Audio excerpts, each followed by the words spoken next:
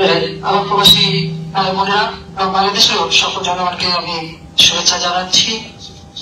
আজকে আমি খুব আনন্দিত আপনাদের সঙ্গে কথা বলার সুযোগ পেয়ে, কিন্তু অত্যন্ত কষ্ট বুকে নিয়েই আজ আপনাদের সাথে কথা বলছি। কারণ যে বাংলাদেশটাকে আমার বাবা জাতির পিতা বঙ্গবন্ধু শেখ মুজিবুর রহমান আজীবনের সংগ্রাম এবং মহান মুক্তিযুদ্ধে বিজয়ের মধ্য দিয়ে স্বাধীন করেছিলেন, এবং মাত্র 3 বছর 7 মাসের মধ্যে এই যুদ্ধ বিধ্বস্ত দেশকে তিনি একটি সম্পূর্ণ দেশে উন্নীত করে দিয়ে যান। আজকে সেই দেশটা, যে দেশটাকে আমার বাবা যে দেশের মানুষকে ভালোবাসতেন, সেই দেশটা আজকে একেবারে ধ্বংসের পথে চলে গেছে। এটাই বাঙালি জাতির জন্য সব থেকে কষ্টের। একটা যুদ্ধ বিধ্বস্ত দেশের দায়িত্বভার তিনি হাতে নিয়েছিলেন। রিজার্ভ ছিল না,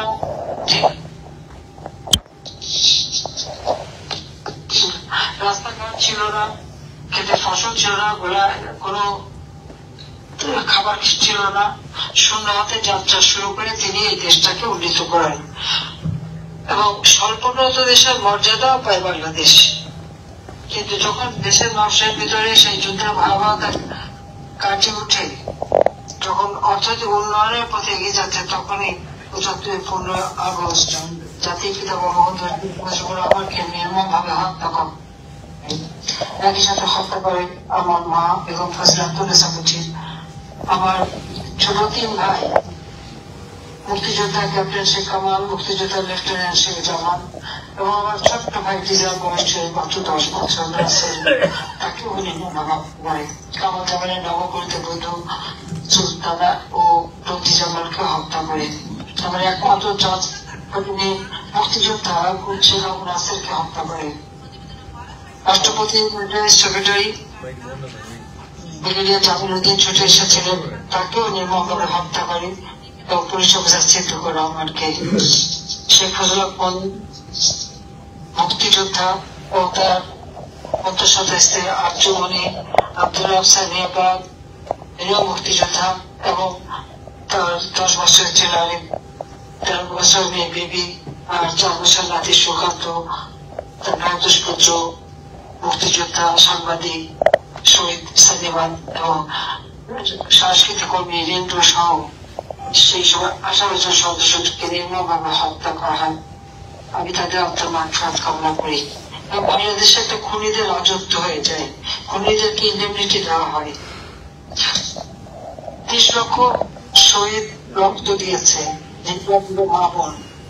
আমি তাদের প্রতি শ্রদ্ধা জানিয়ে বলবো যে লাখো শহীদের রক্তের বিনিময়ে পেয়েছি আমরা স্বাধীনতা।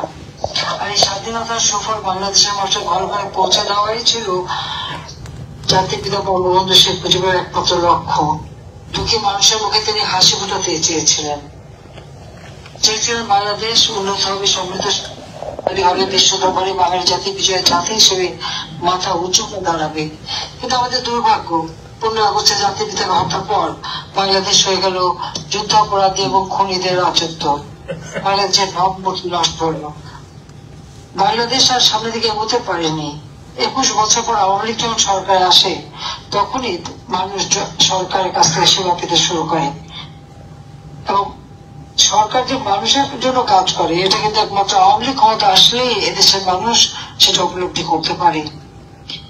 এটা 75 পরে যারাই ক্ষমতা এসেছে, হত্যা কুষড়যন্ত্রের মধ্য দিয়ে জনগণের গণতান্ত্রিক অধিকার, মৌলিক অধিকার, মানবিক অধিকার সবই কেড়ে নিয়েছিল। আওয়ামী লীগ 5 বছর ক্ষমতায় ছিল। ওই সময়টা ছিল বাংলাদেশের জন্য স্বর্ণযুগ। খাদ্যে সম্পূর্ণ অর্জন, বিদ্যুৎ উৎপাদন বৃদ্ধি, সাক্ষরতার হার বৃদ্ধি, কমিউনিটি ক্লিনিকের মাধ্যমে ঘরের কাছে চিকিৎসা সেবা পৌঁছে দেওয়া, শিক্ষার হার বৃদ্ধি করা থেকে শুরু করে সার্বিকভাবে বাংলাদেশ এগিয়ে যাচ্ছিল। কিন্তু এরপর আবার আমরা আসতে পারি একটা চক্রান্তের কারণে।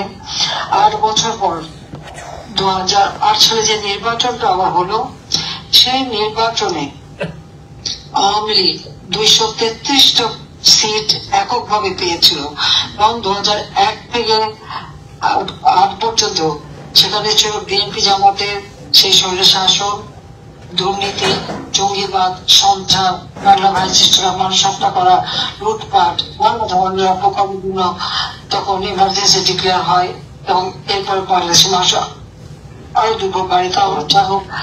নির্বাচনে জয়ী হয়ে 2009 সালে আওয়ামী লীগ সরকার গঠন করে। আওয়ামী লীগ সরকার গঠন করার সাথে সাথে বাংলাদেশের সার্বিক উন্নয়নের জন্য ব্যাপক কর্মসূচি হাতে নেয়। 2010 থেকে 2021 আমরা প্রেক্ষিত পরিকল্পনা প্রণয়ন করি। 2020 সালে জাতির পিতার জন্মশতবার্ষিকী এবং 2021 সালে সুবর্ণ জয়ন্তী যখন আমরা উদযাপন করি, তখনই বাংলাদেশ আওয়ামী লীগের নেতৃত্বে বাংলাদেশ সারা বিশ্বে আত্মসম্মান পায়, উন্নয়নশীল দেশের মর্যাদা পায়। উন্নয়নশীল দেশ হিসেবে আমাদের যাত্রা শুরু 2026 সাল থেকে। এই 2024 সালেও উন্নয়নশীল দেশ হিসেবে বাংলাদেশের অগ্রযাত্রা অব্যাহত থাকবে কিনা, এটা জাতিসংঘের একটা বিশেষ কমিটি আছে, সেই কমিটি যাচাই বাছাই করে আমাদেরকে সেটা স্বীকৃতি দেয়। বাংলাদেশকে এগিয়ে নিয়ে যাওয়ার জন্য আমরা ব্যাপক কর্মসূচি পালন করি। দীর্ঘ এই 15টা বছর এবং 8 মাস বাংলাদেশের মানুষ স্বাধীনতার পর এই প্রথম গণতান্ত্রিক ধারা অব্যাহত থাকে এবং গণতন্ত্রের স্বাদ পায় এবং গণতান্ত্রিক ভাবে জনগণের ভোটে নির্বাচিত সরকার দ্বারা পরিচালিত হলে দেশ যে উন্নত হয় সেটাই প্রমাণ হয়। কারণ আমরা অত্যন্ত পরিকল্পিত ভাবে বাংলাদেশে যে উন্নয়ন করি, যে উন্নয়নের ছোঁয়া একেবারে গ্রাম পর্যায় পর্যন্ত আমরা পৌঁছে দিই। আমার গ্রাম আমার শহর, প্রতি ঘরে ঘরে আমরা বিদ্যুৎ দিয়েছি, রাস্তাঘাটের উন্নতি করেছি, অবকাঠামোগত উন্নয়ন আজকে সারা বাংলাদেশে সেটা দৃশ্যমান। আমরা যে রূপকল্প 21 ঘোষণা করেছিলাম এবং বলেছিলাম যে বাংলাদেশ একটা বদলে যাবে, ঠিকই বাংলাদেশ বদলে বাংলাদেশ সারা বিশ্বে অর্থনৈতিক ভাবে উন্নত হয়েছিল। আন্তর্জাতিক ক্ষেত্রে অর্থনৈতিক ভাবে 35তম দেশ হিসেবে আমরা স্বীকৃতি অর্জন করি। আমাদের প্রবৃদ্ধি আমরা ধারাবাহিক ভাবে 6 ভাগের উপরে রাখতে সক্ষম হই, যদি এর মাঝে কোভিড-19 মোকাবেলা করতে হয়। তাছাড়া যুদ্ধ এবং বিশ্বব্যাপী অর্থনৈতিক মন্দা মোকাবেলা করেও আমরা আমাদের উন্নয়নের গতি ধারা অব্যাহত রাখি। আজকে অত্যন্ত দুঃখের সঙ্গে বলতে হয়, ঠিক যে প্রান্তিকে আওয়ামী লীগ সরকার আমলে আমাদের প্রবৃদ্ধি 6.04% ছিল, ঠিক একই প্রান্তিকে এই বছরে আপনারা দেখেন আজকে যে অবৈধভাবে সংবিধান লঙ্ঘন করে ক্ষমতা দখল করেছে সেই ডক্টর ইউনূস, তার নেতৃত্বে বাংলাদেশ এখন পিছিয়ে গেছে। সেই প্রবৃদ্ধি আজকে মাত্র 1.81 ভাগে নেমে এসেছে। বাংলাদেশের মানুষের ভাগ্য পরিবর্তনের জন্য এবং একটা আধুনিক প্রযুক্তি জ্ঞান সম্পন্ন উন্নত জাতি হিসেবে গড়ে তোলার জন্য আমরা যে সকল পদক্ষেপ গুলি হাতে নিয়েছিলাম, যার সুফল দেশে মানুষ পেতে শুরু করেছিল। বাংলাদেশের জনগণের মাথা পিছু আয় যা ছিল মাত্র 453 মার্কিন ডলার, সেখানে আমরা 2793 মার্কিন ডলারে উন্নীত করেছিলাম। বাংলাদেশের সকল গৃহহীন ভূমিহীন মানুষকে আমরা বিনামূল্যে ঘর বাড়ি তৈরি করে দিয়ে সেমি পাকা ঘর, তার সঙ্গে তাদের জীবন জীবিকার জন্য সহযোগিতা করে যাচ্ছেন, যার ফলে 58টা জেলা ভূমিহীন গৃহহীন মুক্ত হয়েছিল। যে প্রত্যেক মানুষের ঠিকানা থাকবে, কেউ মানবিক জীবন যাপন করবে না। আমাকে ঢাকা শহরে বস্তিবাসীদেরকে আমি ফ্ল্যাট বানিয়ে সে ফ্ল্যাট তাদের ভাড়া দিতাম, খুব স্বল্প পয়সায়। বস্তিতে যে ভাড়ায় থাকতো সেই ভাড়ায়। আবার আমাদের যারা হরিজন দলিত শ্রেণী, তাদের জন্য আমি ফ্ল্যাট বানিয়ে তাদের থাকার ব্যবস্থা করে দিই। যারা এমনকি 91 সালে ঘূর্ণিঝড়ে যারা ঘর বাড়ি হারা হয়েছিল, বস্তিতে থাকতো সেই কক্সবাজারে, তাদেরকেও প্রায় 4000 পরিবার আমি কক্সবাজারে স্কুলে তাদের ফ্ল্যাট বাড়ি নির্মাণ করে বিনামূল্যে সেই ঘর বাড়ি তাদের দিয়ে জীবন জীবিকার ব্যবস্থা করে দিয়েছিলাম। আমাদের দেশের হিজড়া, বেদে, অনগ্রসর জাতি, এমনকি যাদের ঘর নাই বাড়ি নাই, প্রত্যেকটা মানুষকে একটা ঠিকানা দেবো, সেইভাবে আমরা কিন্তু কাজ করে যাচ্ছিলাম। আওয়ামী লীগের আমলে 15 বছর 7 মাসে কোনোদিন বাংলাদেশে কোনো দুর্ভিক্ষ হয়নি, খাদ্যের জন্য কারো অভাব হয়নি, খাদ্য উৎপাদন আমরা বৃদ্ধি করেছি। আমাদের দেশটাকে আমরা ধীরে ধীরে এগিয়ে নিয়ে যাচ্ছি। মানুষের ভিতরে একটা স্বস্তি ফিরে এসেছে, যেখানে স্কুল কলেজ বিশ্ববিদ্যালয় যেখানে সেশন জট লেগেই থাকতো, আমি আমলে কখনো সেশন জট থাকেনি। প্রত্যেকটা এলাকায় আমরা শিক্ষার একটা সুন্দর পরিবেশ সৃষ্টি করছি। প্রতিটি প্রাইমারি স্কুলে নতুন বিল্ডিং করে দেওয়া এবং উন্নত মানের ওয়াশ ব্লক অথবা টয়লেট তৈরি করে দেওয়া, ছেলেদের মেয়েদের আলাদা করে, রাস্তাঘাট উন্নতি, কোন ছিল না যে আমরা দেখি নাই। প্রত্যেকটা দিক থেকে আমরা দেশকে উন্নতি করেছি। আমাদের উন্নয়নটা ছিল তৃণমূল মানুষকে ঘিরে। প্রত্যেক মানুষের আয় বৃদ্ধি পেয়েছে, জীবনে স্বস্তি ফিরে এসছে, উন্নত হয়েছে। মানুষের ভিতরে একটা শান্তি ছিল।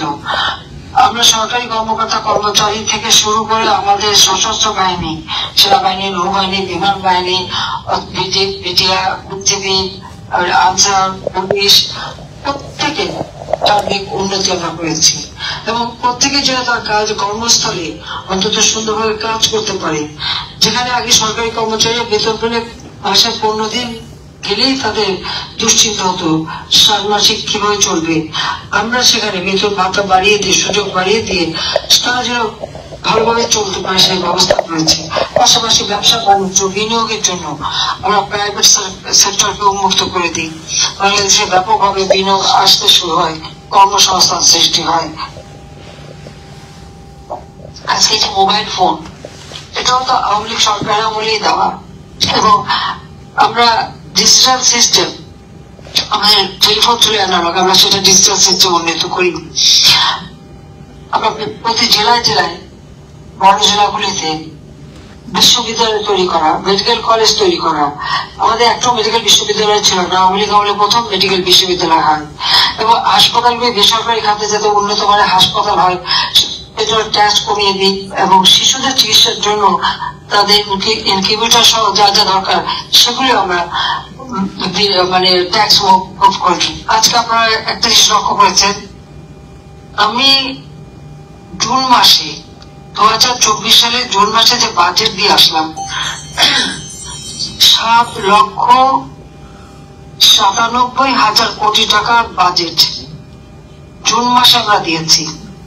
এর মধ্যে আপনারা দেখেছেন যে কোটা আন্দোলনের নামে এক আন্দোলন, যেখানে কোটা ছিলই না। আমি নিজেও তো 2018 সালে কোটা পদ্ধতি বাতিল করে দিয়েছিলাম।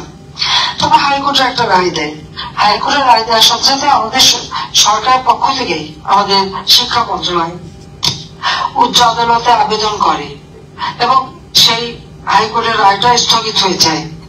এটা 5 জুনে কিন্তু আমরা উদ্যোগটা নিই এবং তারপর আমরা দেখলাম হঠাৎ জুলাই মাসের 7 তারিখ থেকে আন্দোলন, ছাত্ররা নেমে এসেছে কি কোটা বাতিল, মেধা চাই। খুব ভালো কথা, কোটা বাতিল তো কোটাই তো রায়, তো বাতিলটা কি করবো? আর যেখানে হাইকোর্টের রায় স্থগিত হয়ে যাচ্ছে, এখন সেখানে পূর্ণাঙ্গ রায়টা দেবে আর আমরা তো নিজেরাই কোটা বাতিল করেছি। তাদের সাথে আলাপ আলোচনা করা হয়, এমনকি আমাদের মন্ত্রীরা কেউ আলাপ করে, তাদের ছেলেদের প্রতিনিধি। কিন্তু সেখানে একটা জিনিস লক্ষ্য ছিল, ওই আন্দোলনে খুব সুনির্দিষ্ট কোন নেতা ছিল না যে কার সাথে কথা বলা যায়। তারা সব স্বীকার করে, সব দাবি মেনে নেওয়া হয়। আবার যে আন্দোলন, যখন তাদের সকল দাবি মানা হলো তখন তাদের এক দফা দাবি, সেটা হলো আবার সরকারকে যেতে হবে। কিন্তু কেন, অপরাধটা কি? আমি মানুষের খাদ্য নিরাপত্তা দিয়েছি, চিকিৎসার ব্যবস্থা করে দৌড়ায় পৌঁছে দিয়েছি, মানুষের আয়ুষ্কাল বৃদ্ধি হয়েছে। 59 বছর থেকে আমি 73 বছর উন্নীত করতে পেরেছি। সাক্ষরতার হার 45 ভাগ থেকে আমরা 78.8 ভাগে বৃদ্ধি করেছিলাম। রাস্তাঘাট, পুল, ব্রিজ এবং আধুনিক প্রযুক্তি সম্পন্ন মেট্রো রেল, এক্সপ্রেসওয়ে, সারা বাংলাদেশে প্রত্যেক বড় বড় নদীর উপরে ব্রিজ, সেতু, কালভার্ট নির্মাণ করে রাস্তাগুলিকে আমরা, যেগুলি হাইওয়ে 6 লেনের রাস্তা, যেখানে দুপাশে স্লো মুভমেন্টের যে গাড়ি সেগুলি যাবে আর উপরে হাই স্পিড যাবে, এইভাবে সারা বাংলাদেশটাকে নতুন ভাবে সাজিয়েছি। স্যাটেলাইট বনবন্ধ এক উৎক্ষেপণ করেছি, আমাদের গবেষণা চলছে, আমরা খাদ্য উৎপাদন বৃদ্ধি করছি। সেই মানুষের কোন হাহাকার তো ছিল না। আমি জানি যুদ্ধের কারণে বিশ্বব্যাপী অত্যাধিক মন্দা, মূল্যস্ফীতি বেড়ে গেছে, দেখার সাথে সাথে 1 কোটি পরিবারের জন্য টিসিবির মাধ্যমে আমরা বাড়ি বাড়ি কার্ড দিই, যেখানে 30 টাকা কেজি, 30 টাকা কেজিতে যেন চাল কিনতে পারে, স্বল্প মূল্যে ডাল তেল কিনতে পারে, সেভাবে আমরা ব্যবস্থা করে দিই। যারা একেবারে কাজ করতে পারতো না বা বয়স্ক করতে পারতো না, তাদের জন্য বয়স্ক ভাতা, বিধবা ভাতা, প্রতিবন্ধী ভাতা, স্বামী নিগৃহীতা ভাতা, বিভিন্ন ভাতার ব্যবস্থা করে দিই। আমাদের ছেলে মেয়েদের জন্য প্রি প্রাইমারি শিক্ষা ব্যবস্থা আমরা প্রবর্তন করি এবং প্রত্যেককে শিশুদেরকে আমরা মায়ের নামে তাদের উপবৃত্তি দিতে শুরু করি। উচ্চ শিক্ষার জন্য আমরা উপবৃত্তি দেই, এমনকি প্রধানমন্ত্রীর কার্যালয়েও আমরা একটা শিক্ষা সহায়তা ট্রাস্ট ফান্ড গঠন করি, তার মাধ্যমে যারা একেবারে পোস্ট গ্রাজুয়েশন করবে তাদের ব্যবস্থা আমরা করে দিয়েছিলাম। এমনকি সরকারি কর্তাদেরও আমরা বিদেশে পাঠিয়ে ট্রেনিং করাই দিয়েছি। ডাক্তার, নার্সদের চাকরি আমরা উন্নত মানের করে দিই, বিদেশে ট্রেনিং করাই আমরা বিশেষায়িত নার্স তৈরি করি এবং প্রায় 22,000 ডাক্তার এবং 44,000 নার্স আমরা নিয়োগ দিয়েছি। অর্থাৎ কোভিড আমরা যেভাবে বিনা পয়সায় আমরা ভ্যাকসিন দিয়েছি এবং কোভিড আমরা যেভাবে মোকাবেলা করেছি, এটা সারা বিশ্বব্যাপী এটা সকলেই প্রশংসা করেছে। যে 5টি দেশ সাফল্য অর্জন করেছে, বাংলাদেশ তার মধ্যে একজন। তো এইভাবে যখন বাংলাদেশে উন্নয়ন, ঠিক সেই সময় হঠাৎ এই আন্দোলন থেকে আমাকে ক্ষমতা থেকে ছাড়তে হবে। যদি দেশের মানুষের কল্যাণ করতে না পারতাম, তাদের মৌলিক চাহিদা অন্ন, বস্ত্র, বাসস্থান, চিকিৎসার ব্যবস্থা করতে না পারতাম, জঙ্গি দমন করতে না পারতাম, তাহলে একটা কথা ছিল। হঠাৎ তাদের এই আন্দোলন, আমার কি অপরাধ যে আমি জঙ্গিদের দমন করতে পেরেছি, মানুষের জীবনের নিরাপত্তা এনেছি, শান্তি এনেছি, সেটাই কি আমার অপরাধ? আমার কি অপরাধ? আমি মানুষের খাদ্য নিরাপত্তা নিশ্চিত করেছি, চিকিৎসা ব্যবস্থা করেছি, সাক্ষরতা বাড়িয়েছি, মানুষের জীবন মান উন্নত করেছি, মাথা পিছু আয় বৃদ্ধি করেছি, আর অবকাঠামোগত উন্নয়নের কথা তো বললামই না। তাহলে অপরাধটা কোথায় ছিল সেটা তো বুঝতে পারলাম না, যে আমাকে যেতে হবে। আপনারা জানেন যে প্রকৃতপক্ষে যেটা দেখা যায় যে একটি মানুষের ক্ষমতার লোভ, সেই লোভের আগুনে বাংলাদেশ চলছে। মানুষের জীবন মান একেবারে কোথায় যে ঠিক আছে আপনারা সেটা দেখেন। মানবাধিকার বলে আজকে কিছু নেই, চরম ভাবে মানবাধিকার লঙ্ঘিত হচ্ছে। আপনি কথা বলবেন, সাথে সাথে আপনাকে হয় আগুনে পোড়াবে, নয় আপনার হাত পা কেটে দেবে, নয় গলা কেটে মারবে, অথবা আপনার বাড়ি ঘর সব লুটপাট হবে বা আগুনে পোড়াবে। এটাই তো এখন বাংলাদেশ হচ্ছে। আন্দোলনের নামে যে সমস্ত ধ্বংসাত্মক কাজ চললো এবং এখন পর্যন্ত যা চলছে, আজকে সারা মানে ক্ষমতা, ঠিক আছে আমাকে যখন এইভাবে বলা হলো এবং তখন হ্যাঁ আমরা 2 বোন বেঁচে গিয়েছিলাম 15ই আগস্ট। মনে হলো যেন এটাই বেঁচে যাওয়াটাই কি অপরাধ? বাবা, মা, ভাই সব হারিয়ে সেই শোক ব্যথা বুকে নিয়েও বাংলাদেশে ফিরে এসে 6 বছর প্রবাসে থেকে বাংলাদেশে এসে ফিরে এসে বাংলাদেশের মানুষের জন্য তো কাজ করেছি। বাংলাদেশের এমন কোন অঞ্চল নাই আমি ঘুরে না দেখেছি মানুষের অবস্থা, এবং সেইভাবে পরিকল্পনা নিয়ে নিয়ে প্রত্যেকটা অঞ্চলের আমি উন্নতি করেছি। যেসব এলাকায় প্রতি বছর মঙ্গা লেগে থাকতো, আওয়ামী লীগের আমলে তো কোনো মঙ্গা হয় নাই। প্রত্যেকের কাজের ব্যবস্থা করা, একটা আত্মবিশ্বাস জন্মানো, একটা আত্মমর্যাদা বোধ জন্মানো, সেটা আমি করতে পেরেছি। বিশ্বব্যাপী বাংলাদেশকে মর্যাদা আসন অধিষ্ঠিত করেছি।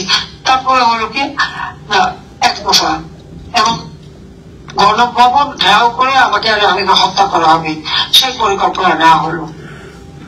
এবং আপনারা দেখেছেন প্রথমে হলো ছাত্র আন্দোলন, এরপরে সবাই বুঝুক না বুঝুক তাদের সমর্থন, আমরা তো তাদের বিরুদ্ধে কিছু ব্যবস্থা নেয়নি। 7 জুলাই থেকে 15 জুলাই পর্যন্ত এই ছাত্ররা তো মাঠে বসেছিল, পুলিশ তাদেরকে সহযোগিতা করেছে, আমাদের সকলে সহযোগিতা করেছে, এমনকি আমাদের ছাত্রলীগ থেকে সবাই। কিন্তু তখন তারা এই অগ্নিসন্ত্রাস শুরু করলো, মেট্রো রেলে আগুন দিল, পুলিশ হত্যা করলো, থানাগুলিতে একে একে থানা জ্বালাতে শুরু করে, প্রায় 450 থানা আগুন দিয়েছে, লুটপাট করেছে এবং থানার ভিতর পুলিশকে পুড়িয়ে পুড়িয়ে হত্যা করেছে। আওয়ামী লীগের নেতা কর্মীর বাড়ি ঘর লুটপাট, দখল এবং জ্বালিয়ে পুড়িয়ে দেওয়া। এমপি হোস্টেল, সেখানে প্রত্যেকটা এমপি হোস্টেল ভেঙে লুটপাট এবং সেখানে সমস্ত জিনিসপত্র নষ্ট না। এবং আপনারা লক্ষ্য করবেন যে প্রথম দফা হলো আন্দোলন এবং এই দাবি, দ্বিতীয় দফা কি তখন 32 নম্বর, এই 32 নম্বর থেকে তো জাতির পিতা স্বাধীনতা ঘোষণা দিয়েছিলেন, এই 32 নম্বর থেকে তো সকল আন্দোলন সকল অর্জন, আবার এই 32 নম্বরে তো জাতির পিতা বঙ্গবন্ধুকে পরিবারের সদস্যদের সহ হত্যা করেছে। এই স্মৃতিটুকু আমি আর এরা উত্তরাধিকার সূত্রে এই বাড়িটি পেলেও আমরা তো তা নিজেরা ভবনে নেইনি, জনগণকে দিয়ে দিয়েছিলাম ট্রাস্ট করে, বঙ্গবন্ধু ভবনের ট্রাস্ট করে আমরা এটাকে বঙ্গবন্ধু স্মৃতি জাদুঘর করে জনগণেরকে এই সম্পদ আমরা দান করেছি। কারণ জাতির পিতা বঙ্গবন্ধু শেখ মুজিব তো জনগণের জন্য আজীবন উৎসর্গ করেছেন, আমরা তো তাকে দিয়েছি। আর সেই বাড়িটা আগুন দিয়ে পুড়িয়ে দিল আমাদের স্মৃতিটুকু, শেষ স্মৃতিটুকু যেখানে গেলে অন্তত আমাদের বাবা মার কথা আমরা উপলব্ধি করতে পারতাম, সেখানে আগুন দিয়ে পোড়ানো এবং কি বিভৎস ভাবে ব্যবহার করলো আপনারা সেটা দেখেছেন। একই সাথে রেহানা যে বাসায় থাকতো সেটা লুটপাট, আমার স্বামীর যে বাসাটা ছিল সুধা সদন, যেটা জয় পুতুলের নামে, সেখানে দিয়ে দিয়েছি আমি। সেখানে শুধু লুটপাট না, লুটপাট এবং অগ্নি সন্ত্রাস করলো, সেখানে আগুন দিয়ে পোড়ালো। সংসদ ভবনে ঢুকে সেখানে যে আগুন দিতে পারেনি সেই কাগজপত্রে পানি ঢেলে দিয়ে, এবং সংসদ ভবনে যে জায়গায় আমাদের সেশন বসে সেখানে চেয়ারের উপরে বসে টেবিলের পা তুলে সিগারেট ফুঁকে কিভাবে সংসদকে অবমাননা করলো। এমনকি উচ্চ আদালত, আপনারা দেখেছেন হাইকোর্ট, সেখানে চিফ জাস্টিসের বাড়ি এবং চেম্বারে আক্রমণ এবং তাকে পদত্যাগে বাধ্য। এখন সকলেই মান সম্মান বোধ আছে, তারা পদত্যাগ করলেন। সেক্রেটারিয়েট, সেই সেক্রেটারিয়েটও আগুন দেওয়া হলো, মানে কোন জায়গার জন্য বাদ নেই। আর আওয়ামী লীগের নেতা কর্মী তো কারো বাড়ি ঘর ব্যবসা প্রতিষ্ঠান কিচ্ছু নেই, এমনকি ইন্ডাস্ট্রি গুলিতে পর্যন্ত আগুন দিয়ে পড়ানো অথবা বন্ধ করে দেওয়া হচ্ছে। এইভাবে একটা ধ্বংসযজ্ঞ সারা দেশে চলছে। হ্যাঁ, 5 তারিখ কামালের জন্মদিন আমরা পালন করতে পারলাম না, সেদিন আমলিত তো প্রোগ্রাম ছিল, সেটা আর করা হলো না। সেখানে মানুষের গণভবন আক্রমণ করবে। আপনারা একটা জিনিস লক্ষ্য করেছেন, একজন সমন্বয়ক ছাত্র নেতা, যিনি ওই উৎকর ইউনুসের জেলা বলবো, সে নিজে স্বীকার করলো যে মেট্রো রেলে আগুন দিয়ে পড়িয়েছে এবং পুলিশ হত্যা করেছে বলেই তার বিপ্লব নাকি সফল হয়েছে। আর একজন সমন্বয় বলেছে যে তাদের ছাত্র বেশি ছিল না দেখে তারা ফেক আইডি কার্ড করে ছাত্র বানিয়ে, অর্থাৎ ছাত্র তালিকাদের বানানো, ওই বিহারি ক্যাম্পের ছেলেপেলেদের নেওয়া, কিশোর গ্যাং তাদের নেওয়া, বা আমাদের স্কুটার ড্রাইভার বা অন্যান্য যারা একটু যুবক তাদেরকে ভুয়া ছাত্র বানিয়ে তারা নিয়ে এসে এবং এই কিশোর গ্যাং বা এদের হাতে অস্ত্র তুলে দেওয়া। এবং যত সন্ত্রাসীরা কারাগারে বন্দী ছিল, জঙ্গিরা ছিল, জেলখানা ভেঙে জঙ্গিদের ছেড়ে দিয়েছে এবং সন্ত্রাসীদের যত যারা তাদের মানে বাহিনী তাদেরকে ব্যবহার করেছে এবং সেখানে গণভবন আক্রমণ। আমার সাথে সেখানে অনেক সেনাবাহিনী, বিমান বাহিনী, নৌবাহিনী, পুলিশ, আনসার, এপিবিএন তারা আছে, আমাদের নেতা কর্মীরা ছিল অনেক, তাছাড়া ওখানে অনেক কাজের লোকজন ছিল। শুধু আমার জন্য তাদের জীবনটা ক্ষতিগ্রস্ত হবে। আর এরা আক্রমণ করতে আসলে যেভাবে নিরাপত্তা ব্যবস্থা ছিল, যদি গুলি করে, ফায়ার ওপেন করে, মানুষ মারা যাবে। আর ওরা হুমকিও তো দিয়েছিল গৃহযুদ্ধ শুরু করবে। আমি তো যে মানুষগুলির জন্য আমি এত কষ্ট করলাম, বাবা মা ভাই হারিয়ে সব দেখা ব্যথা বুকে নিয়েও আমি কাজ করলাম, আচ্ছা আমার ক্ষমতায় থাকার জন্য তাদের উপর গুলি চালানো, তাদের জীবন নিতে হবে কেন? হ্যাঁ, তারা চায় না যখন, ঠিক আছে আর আমার নিরাপত্তা যারা ছিল তাদেরও তো জীবন আছে, তাদেরও তো মানবাধিকার আছে। তো সেই মানবাধিকার রক্ষার কথা চিন্তা করেই তো আমি ছেড়ে চলে গেলাম। মাত্র 20-25 মিনিটের জন্য বেঁচে গিয়েছিলাম আমরা দুই বোন। চাই না আল্লাহ সবসময় এভাবে বাঁচান। 21 আগস্ট গ্রেনেড হামলায়ও ওইভাবে বেঁচে গিয়েছিলাম। আবার হোটেল পাড়া সেই 76 কেজি বোম, সেটাও সেখান থেকে আমরা দুইজন বেঁচে এসেছিলাম। চট্টগ্রামে 88 সালে 24শে জানুয়ারি যে গুলি করেছিল, প্রায় 3 জন মানুষ মারা গেল, সেটাও বেঁচে এসেছিলেন বারবার, কতবার আল্লাহ তো আমাকে বারবার বাঁচিয়ে নিয়ে এসেছেন। তো আমি ওই জনগণের কথা চিন্তা করি, আর ওই সংঘাত না হয়, গুলিগোলা না হয়, মানুষ শান্তিতে থাকুক, সেই জন্যই সরে আসতে বাধ্য হয়েছি। শুধু মানুষের কথা চিন্তা করে চলে এসেছি। কেউ কেউ বলতে চায় পালানো, না আমি পালাইনি, আমি মানুষের জীবন বাঁচাতেই সরে এসেছিলাম। কিন্তু অত্যন্ত পরিতাপের বিষয়, দুঃখের বিষয়, ভেবেছিলাম আর কোনো ঘটনা ঘটবে না, কিন্তু আমরা কি দেখলাম? এরপরেও মানুষকে হত্যা করা, হাত কাটা, পা কাটা, লাশ ফেলা এবং জ্বালা পোড়াও, সেই সংঘাত কিন্তু এখনো চলছে। আপনারা দেখেছেন কেউ একটা কথা বলতে পারে না। আমার সময় আমি টেলিভিশন সমস্ত ব্যক্তি হাতে দিয়ে দিই, প্রতিদিন টক শো, সারাদিন বসে কেউ আমাদের যে সরকারকে সমালোচনা করছে। আমি তো কই তাদের গলা টিপিতে ধরিনি বা তাদের মারতে যায়নি বা সেই প্রতিষ্ঠানে আগুন দিতেও যায়নি। কিন্তু ইউনিসেফের ক্ষমতায় কি করলো? প্রত্যেকটা মিডিয়ার নিজের প্রতিনিধি বসা, তারা যা বলে দেবে তাই বলতে হবে। এবং ইউনিসেফটা এবং আরো দুটো অফিস নিয়েছে, সেখানে তার লোক বসা আছে, কাউকে 5 লাখ 7 লাখ 10 লাখ বেতনও দিয়ে বসিয়ে রেখেছে, এবং তাদের কাজই হচ্ছে আওয়ামী লীগের বিরুদ্ধে যত রকমের অপপ্রচার চালাও, আর কোথায় কি বলতে হবে, ওই টকশোতে বলতে হবে, কি নিউজ দিতে হবে, কি কথা বলতে হবে, সব নিয়ন্ত্রণ করতে হবে। এই নিয়ন্ত্রণের কেউ যদি তার ব্যর্থ ঘটান, তাহলে আগুনে পুড়িয়ে দেবে, চাকরি যাবে, অথবা জীবনে মেরে ফেলে দেবে। এই তো বাংলাদেশের অবস্থা। প্রতিনিয়ত মানবাধিকার লঙ্ঘন হচ্ছে। মানুষের নিরাপদে পথ চলারও যেমন নিরাপত্তা নাই, নিরাপদে ঘুমানোরও কোন নিরাপত্তা নাই। নিরাপদে চলতে পারবে না, নিরাপদে ঘুমাতেও পারবে না, বাড়িতেও থাকতে পারবে না, বাড়িতে বাড়িতে ডাকাতি প্রত্যেক জায়গায়। এখন এই যে ছাত্র আমদানি যারা যায়, যে এই ধরনের ঘটনা ঘটাচ্ছে, এবং চুরি ডাকাতি ছিনতাই বেড়ে যাচ্ছে, একের পর এক শিল্প কারখানা বন্ধ, হাজার হাজার শ্রমিকরা বেকার হয়ে গেছে, দিন মজুরা কাজ পায় না, রিক্সাওয়ালারা কাজ পায় না, এমনকি মানুষকে সাহায্য করার জন্য যত যা রেখে এসেছি তা কিছুই নাই, সব উদাহ। এমনকি এবার ফসল উৎপাদন ব্যাহত হয়েছে, আমন মৌসুমে আমন সংগ্রহ করতে পারেনি, এখন বড় মৌসুম, এখন তো সারের প্রয়োজন।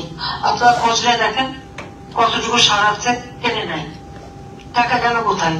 আমি তো বাজেটে সবকিছু দিয়ে এসেছি। 1 জানুয়ারি আমরা বই দিই, সেই বই এবার দিতে পারিনি, অথচ বই ছাপানোর জন্য যে বাজেট আমরা রেখে এসেছি তাতে আরো অতিরিক্ত 700 কোটি টাকা বই ছাপানোর জন্য তারা নিয়েছে। তো বই পেল না কেন? আজকে বই পাওয়া যায় না, বই চাইতে গেলে নাকি আবার বঙ্গবন্ধুর স্মরণে।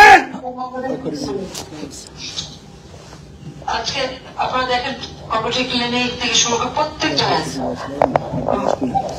যত মানুষের কল্যাণে যত কাজ করেছে, 1 কোটি পরিবারের জন্য আমি পারিবারিক কার্ড করে দিলাম, যাতে স্বল্পমূল্যে খাদ্য কিনতে পারি। সেটা থেকে 43 লাখ কার্ড বাতিল কেন? 43 লাখ নাকি আওয়ামী লীগ নৌকা ভোট দেয়। আচ্ছা, 43 লাখ যদি আওয়ামী লীগ ভোট দেয় বলে আরো 57 লাখ যে ছিল তাও তো আওয়ামী লীগ করে না।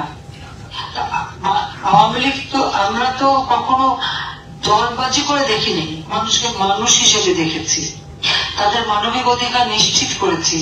প্রত্যেকটা মানুষ যেন খাদ্য পায়, বস্ত্র পায়, চিকিৎসা পায়, নিরাপত্তা পায়, শিক্ষা পায়, আমরা সে ব্যবস্থা করেছি। তাহলে সারা বাংলাদেশে কোন ব্যক্তি আছে? শেখ হাসিনা, শেখ হাসিনা। শেখ হাসিনা শেখ হাসিনা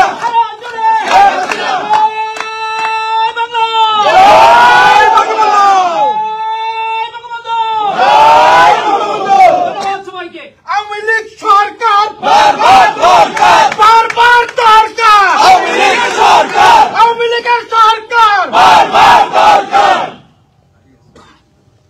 আমি আপনার লক্ষ্য করে দেখেন যে এই পারিবারিক কার্ডে 43 লাখ বাতিল কেন আওয়ামী লীগ করে শেষ জন্য তারা কি মানুষ না? তাদেরকে খাদ্য লাগবে না? তাদেরকে বেঁচে থাকার অধিকার নাই? অপরাধটা কি আওয়ামী লীগের? আর সেভাবে বিচার করে দেখেন যে আওয়ামী লীগের লোক কিন্তু কম, সাধারণ মানুষ তো বেশি, তাহলে আমাদের অপরাধটা কি? আমরা তো 57 তো দিয়েছে আওয়ামী লীগের বাইরের লোককে তাদের হিসাবে, আর আমার হিসাবে এরা সবাই মানুষ। আজকে আশ্রয় প্রকল্প ঘরগুলি দিয়েছি, 58টা জেলা গৃহহীন ভূমিহীন মুক্ত করে দিয়েছি, বাকি কাজ চলছে, সেগুলি পর্যন্ত দখল করে ফেলেছে, জমি দখল। আজকে কৃষক সার পাচ্ছে না, যে সারের দাম 1000 টাকা সেটা এখন 3500 টাকা দিয়ে কিনতে হয়। এই সময় আমাদের সারা বছরে 60 লক্ষ মেট্রিক টন সার প্রয়োজন হয়, আর এই বড় মৌসুমের আগে আমাদের 40 লক্ষ মেট্রিক টন সার, এবং যেটা আমার কেনার জন্য টাকা পয়সা সব বাজেটে ধরে রাখা। মাত্র আজকে আমি খোঁজ নিয়ে দেখলাম মাত্র 8000 মেট্রিক টন সার আছে, কৃষক সার পাচ্ছে না, এবং উচ্চ মূল্যে তাকে কিনতে হচ্ছে। যে যেটুকু পাচ্ছে তাকে 1000 টাকাটা 3500 টাকা 3500 টাকায় কিনতে হচ্ছে। ভালো বীজ পাচ্ছে না, সেচ পাচ্ছে না। যে বিদ্যুৎ আমরা পেয়েছিলাম যে 96 সালে মাত্র 1600 মেগাওয়াট, 4300 মেগাওয়াট উন্নীত করি, আর 2009 সালে এসে দেখলাম সেটা কমে 3000 মেগাওয়াটে নেমে গেছে, 3700 মেগাওয়াট। আমরা সেখান থেকে এই 15 বছরে 28,000 মেগাওয়াট বিদ্যুৎ উৎপাদনের সক্ষমতা অর্জন করি। আমাদের চাহিদা 16,000 মেগাওয়াট, কখনো 17,000 মেগাওয়াট পর্যন্ত আমরা উৎপাদন করেছি। বাকি সময় বিভিন্ন একটা কোনো মেরামত থাকে, সেগুলিকে মানে প্রত্যেকটা পাওয়ার প্ল্যান্টের তো আবার যত্ন নিতে হয়। এইভাবে করেছে। আজকে সেই বিদ্যুৎ উৎপাদন কমিয়ে ফেলেছে। আমরা এলএনজি কেনা, ফার্নেস অয়েল, ডিজেল, কয়লা সবকিছু টাকা পয়সা সব প্রস্তুত, সবকিছু রেডি ছিল। আজকে সেগুলি হয়নি, বিদ্যুৎ উৎপাদন কমে গেছে। কৃষকদের সেচ দেবে তাও তো বিদ্যুৎ পাচ্ছে না, এবং আমি যেখানে ঘরে ঘরে বিদ্যুৎ দিয়েছি, আজকে ইংরেজ সরকার এসে প্রতি ঘর অন্ধকার করে দিয়েছে।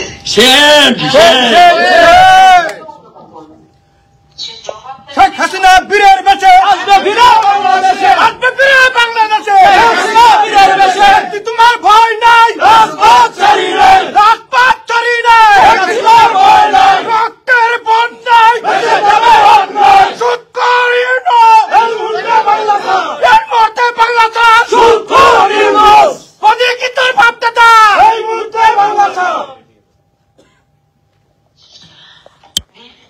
আপনাদের আরেকটা কথা বলি, এই লোকটি এত দুর্নীতিবাজ, অমানবিক, তাতে কোনো সন্দেহ নাই।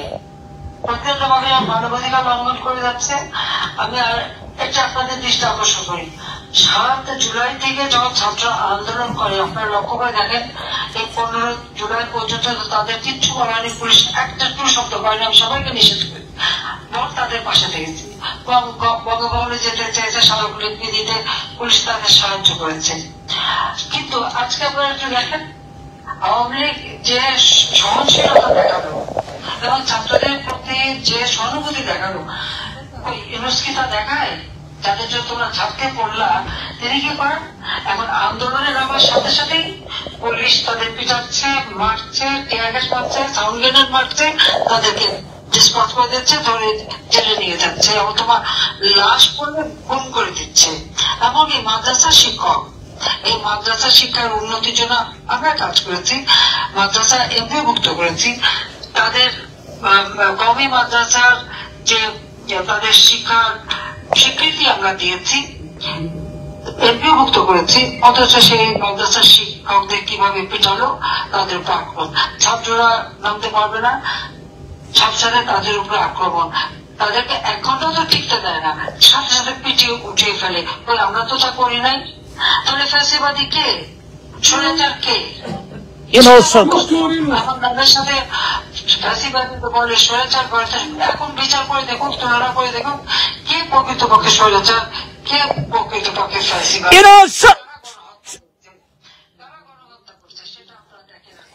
সরকার স্বৈরাচার, সরকার স্বৈরাচার, গদি কি ধর্ম দাদার, সরকার স্বৈরাচার, স্বৈরাচার। আমার মাটি আমার মা, পাকিস্তান হবে না, পাকিস্তান হবে না। আমার মাটি আমার মা, আমার মাটি আমার মা, পাকিস্তান হবে না। Step down, step down. Yunus, Yunus, killer Yunus, step down, step down, killer Yunus, step down, step down, step down, step down. Yunus, Yunus. আজকে আমি আরেকটা কথা বলতে চাই। আজকে যারা আহত নিহত হয়েছে শহীদের তালিকা করেছে।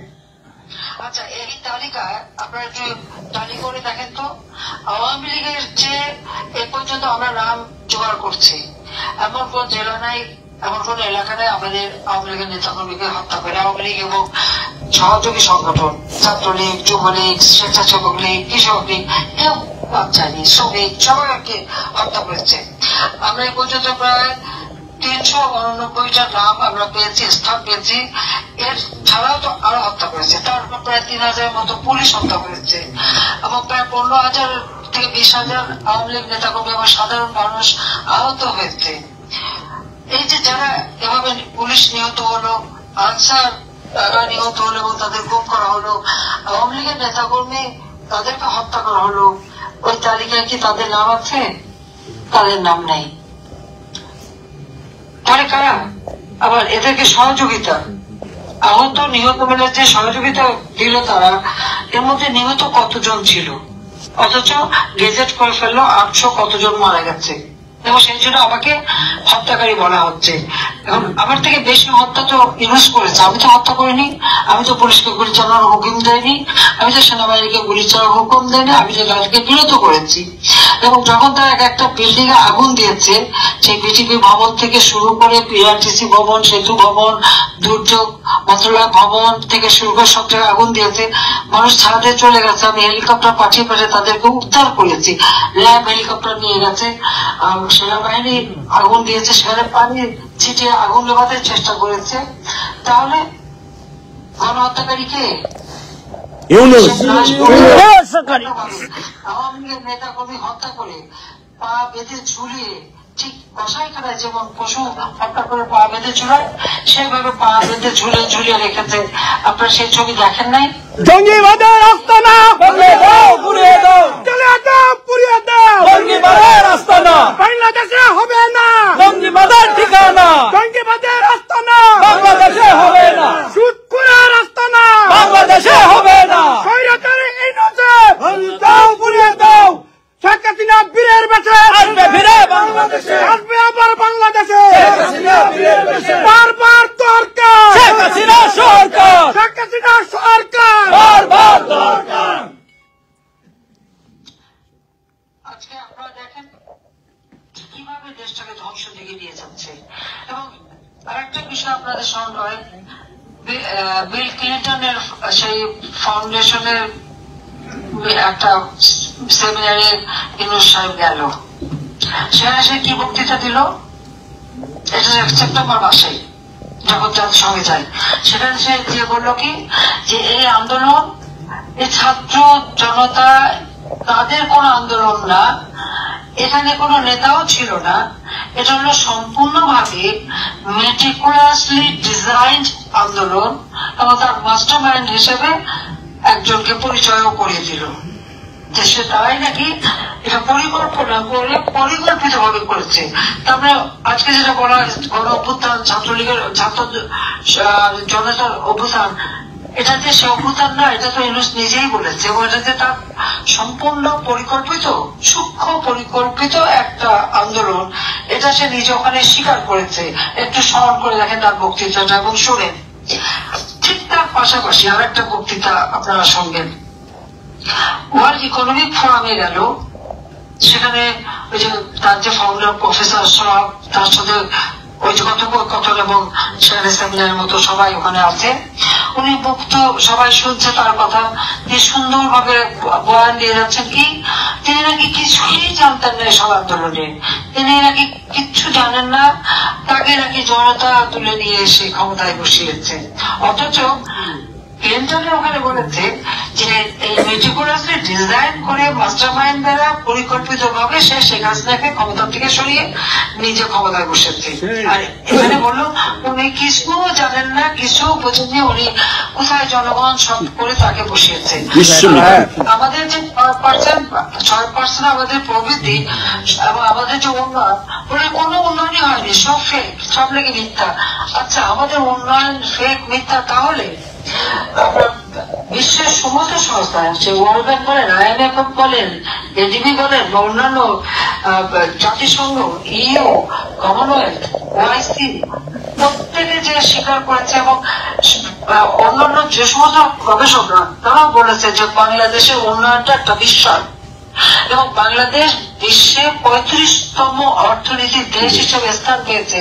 এবং বাংলাদেশ যে উন্নয়নশীল দেশে গ্রাজুয়েশন হয়েছে, এই গ্রাজুয়েশন হতে গেলে কতগুলি ক্রাইটেরিয়া পূর্ণ করতে হয়। মাথা পিছু আয়, GDP প্রবৃদ্ধি, অর্থনৈতিক অগ্রতা, সেগুলি বিবেচনা করেই কিন্তু গ্রাজুয়েশন হয়। যদি অর্থনৈতিক উন্নতিটা না হবে, আমাদের গ্রাজুয়েশনটা হলো কম থেকে, আসমান থেকে তো পড়ে নাই। কিন্তু এই লোকটা এত বড় মিথ্যাবাদী, সেখানে যে দিব্যি এই মিথ্যা কথাগুলি বলে আসলো, অর্থাৎ নিজেদের ধ্বংস করে দিয়েছে। বলে কিছু ধ্বংস নাই, সব ধ্বংস, আমাকে সংস্কার করতে হবে। কি সংস্কার করবে? সে সংস্কার করবাকে, সে কি জনগণের ম্যান্ডেট দিয়ে ক্ষমতা এসেছে? জনগণের ভোটে নির্বাচিত হয়ে এসেছে? জনগণের ভোটে নির্বাচিত হয়ে আসতে পারলে না, তার কথা বলার অধিকার ছিল। সে তো অস্ত্র এবং অর্থ দ্বারা চক্রান্ত করে, ষড়যন্ত্র করে, মানুষ হত্যা করে, মানুষের লাশের উপর পাড়া দিয়ে ক্ষমতা দখল করেছে। এটা এবং এখনো যে সে দেশ চালায়, একটা অবৈধভাবে দেশ চালায়, এবং সে ছাত্রলীগ ব্যান করে, আওয়ামী লীগের মাঠে আনতে দেয় না। আওয়ামী লীগ একটা রাজনৈতিক দল, 49 সালে এই দলের জন্ম, এই দলের নেতৃত্বে এদেশের স্বাধীনতা, মাতৃভাষায় কথা বলার অধিকার, অথচ সেই দলের একটা নেতা কর্মী মাঠে আনতে পারে না।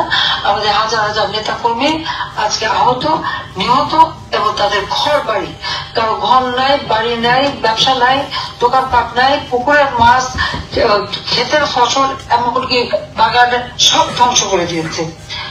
আর তার উপর সরকারি কর্মচারী, তাদেরকে চাকরি খাচ্ছে, তাদেরকে OSD করে দিচ্ছে, তাদের বিরুদ্ধে মামলা। এমনকি সেনাবাহিনীর অফিসার, পুলিশ বাহিনীর অফিসার, তাদেরকেও বাদ দিচ্ছে না। তাদের পাসপোর্ট বাতিল, তাদের বিরুদ্ধে মিথ্যা মামলা, তাদেরকে হয়রানি করে যাচ্ছে। কেন? বিটিআরের ঘটনা ঘটে গেছে। আমি 2008 সালের নির্বাচনে যখনই 233টা সিট পেলাম, তখনই চক্রান্ত শুরু হলো সরকার গঠন করার সাথে সাথে। 1.5 মাসও হয় নাই, বিজয়ের ঘটনা ঘটলো। কে ঘটালো এই ঘটনা? যেখানে আমি নিজে অনুষ্ঠানে গেলাম এবং দেখলাম তারা কত আনন্দিত। আর সেখানে একটা চক্রান্ত করে ঘটনা ঘটিয়ে মাত্র 48 ঘন্টার মধ্যে আমরা সেই বিদ্রোহ দমন করলাম। এটা শুধু পিলকানায় হয় নাই, বাংলাদেশের 40টা জায়গায় প্রত্যেকটা নিয়মিত হয়েছিল। আমরা সবগুলি তাদের নিয়ন্ত্রণ করলাম এবং উদ্ধার করার সমস্ত আর্মি অফিসার তাদেরকে। এর পরবর্তীতে যারা মারা গেছে তার মধ্যে 57 জনের মধ্যে 46 জনই আওয়ামী লীগ পরিবারের। আমাদের আওয়ামী লীগের সেই নানক, এমনকি এরশাদ সাহেবের আত্মীয়, নানকের আত্মীয়, অমুকের আত্মীয়, আমাদের সকলের আত্মীয় স্বজন ওখানে। আওয়ামী লীগের নেতা মালিকুল সাহেব, আমাদের MP মেয়ের জামাই থেকে শুরু করে নাতি জামাই থেকে সব। এবং এখানে অনেক অফিসার, আমি তখন তাদের নিয়োগ দিয়েছি আমার এসএস থেকে PGR-এ, তাদের আসার কথা, জয়েন করার কথাই অনুসরণ করে। এই চক্রান্তটা কারা ঘটিয়েছিল এবং সেটা তদন্ত করা হয়, বিচার করা হয়, শাস্তি দেওয়া হয়। আজকে তাদেরকে ছেড়ে দিয়েছে। তাদেরকে ছেড়ে দিয়েছে, আমি দিয়ে দিয়েছে। আর জেলখানায় যত সন্ত্রাসী ছিল, জঙ্গি ছিল, তাদেরকে মুক্ত করে দিয়ে এখন আওয়ামী লীগের নেতা কর্মীদের জেলখানায়, এবং জেলখানায় তাদের উপরে যে অত্যাচার করছে, মাটিতে ঘুমানো, শীতের কাপড়টা নিতে দেয় না, ওষুধ নিতে দেয় না, ডিভিশন দেয় না, ছেলের মধ্যে ফেলে রাখে চরম ভাবে, আর কথা কথা রিমান্ডে নিয়ে অত্যাচার করে। কেন? আওয়ামী লীগের অপরাধটা কি? দেশ স্বাধীন করেছে, সে অপরাধ? এখন যাদেরকে আমরা যুদ্ধ করে পরাজিত করেছি, এখন তাদের পা চাপতে দাঁড়াচ্ছি, একেবারে বিগলিত হয়ে পড়ে সে পরাজিতদের দেখলে। আমরা বিজয় জাতি, আমরা তো মাথা উঁচু করে বুঝতে ব্যবহারে চলতাম। আজকে আমাদের সেই সম্মান সম্পূর্ণভাবে এরা ধ্বংস করেছে। কাজে প্রতি পদে পদে মানবাধিকার লঙ্ঘন করে যাচ্ছে এই ইউনূস। গ্রামীণ ব্যাংকে হাজার হাজার কোটি টাকা মানি লন্ডারিং করেছে। গ্রামীণ টেলিকম, আমি যে মোবাইল ফোন তাকে দিয়েছিলাম, গ্রামীণ ফোন, এই সেখানকার টাকাগুলি সব লুটপাট করেছে। এমনকি শ্রমিকের টাকা পর্যন্ত লুটে খেয়েছে। সেই শ্রমিকের টাকা আত্মসাৎ করছে বলে শ্রমিকরা মামলা করেছিল। সেই মামলায় ইউনূসের কিন্তু শ্রম আদালতে 6 মাসের সাজাপ্রাপ্ত আসামি জামিনে ছিল, এবং তার এই দুর্নীতি অডিট করার পরে ধরা পড়েছে। 5টা মামলা তার বিরুদ্ধে ছিল দুর্নীতি দমন কমিশনে, ক্ষমতা এসে সব মামলা বাতিল। তার কাছে 1200 কোটি টাকার মতো ট্যাক্স পাওনা, 666 কোটি টাকার কেস। রায় হবার কথা 6 আগস্ট, সে 5 আগস্ট এই চক্রান্ত করে ক্ষমতায় যাবে এবং সেই ট্যাক্স বাতিল। আর এখন সে ট্যাক্স মওকুফ করে নিয়েছে। নিজে ট্যাক্স মওকুফ করে নিলে তার 54টা কোম্পানি, ব্যবসা প্রতিষ্ঠান, কোন প্রতিষ্ঠানে সে ভোগ দেয় না, শ্রমিকের ন্যায্য পাওনা দেয় না, শ্রমিকের কল্যাণ ফান্ডে টাকা দেয় না, সে টাকা মেরে খায়, সব পাচার করে, আর সেগুলি ব্যবহার করে এখন। আর সেখানে জনগণের উপর আজকে ট্যাক্স বসিয়েছে, যেখানে পেটে খাবার নাই, আয় উপার্জন নাই, জিনিসের দাম বেড়ে গেছে।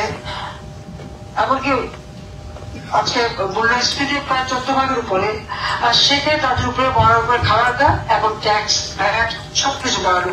যেখানে আমি 5% ভ্যাট ধরছিলাম, সেখানে কোথাও 15, কোথাও 19, কোথাও 30, কোথাও 60% পর্যন্ত ট্যাক্স এবং ভ্যাট বসে আছে। কিন্তু জনগণের পকেট খালি, আর ওরা তার নিজের পকেট ভারী। এবং এই যে কতগুলি লোক পেলে তাদেরকে দিয়ে সমস্ত বাংলাদেশে এজেন্ট লাগাচ্ছে, তাদেরকে টাকা দিচ্ছে, আইফোন কিনে দিচ্ছে, তাদেরকে ল্যাপটপ দিচ্ছে, এবং তাদের যদি আওয়ামী লীগ কোথায় লুকিয়ে আছে ধরতে পারে, তাদের উল্টো আরো প্রাইজ বানিয়ে দিচ্ছে। এবং এই যে তার যে ক্যাডার পুষছে এবং তাদেরকে নিয়ে দেশের সর্বনাশ করাচ্ছে, এই টাকাটা কোথেকে আসে? 2023 সালে তার অ্যাকাউন্টে 118 কোটি টাকা। কোথেকে আসলো এই টাকা? ইউনূসকে সে জবাব দেবে? কোথায় পেল? তার নাকি কিছুই নাই, কোন আয় নাই, তার বাড়ি নাই, ঘর নাই, সে বলে বেড়াচ্ছে।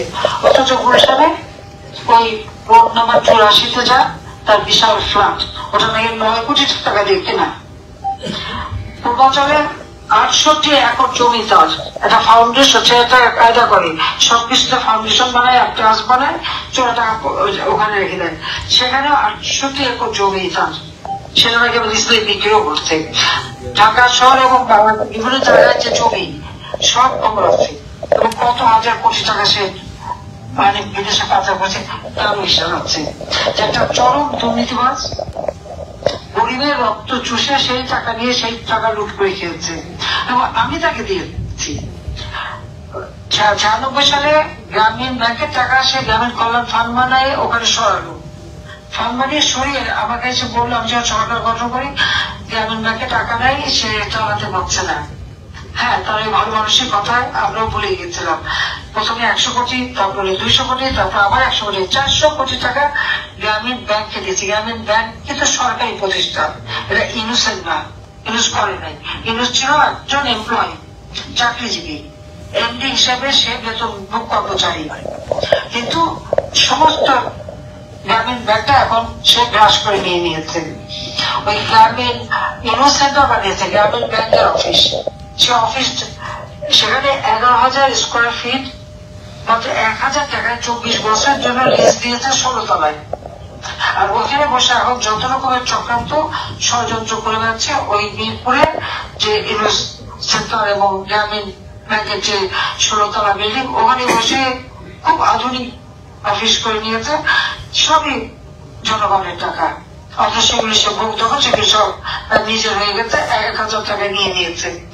এইভাবে তার ধোকাবাজি দিয়ে মানুষের কাছে লবিস্ট লবিস্ট রেখে রেখে শুনলাম আমেরিকায় নাকি $3 লক্ষ মাসে দিয়ে লবিস্ট ঠিক করেছে ট্রাম্পের সরকারের সাথে খাতির করার জন্য। আবার একজন না, 2-3 জন তার লবিস্ট।